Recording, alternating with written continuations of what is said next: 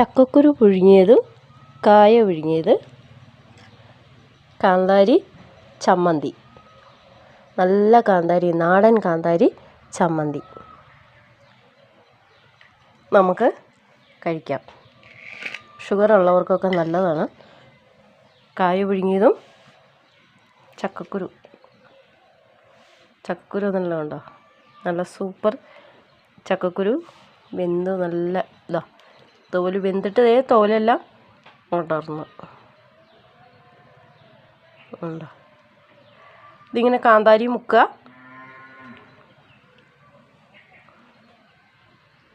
നല്ല വെന്ത് നല്ല പുട്ട് നല്ല പൊടി പോലെയുള്ളതാട്ടോ.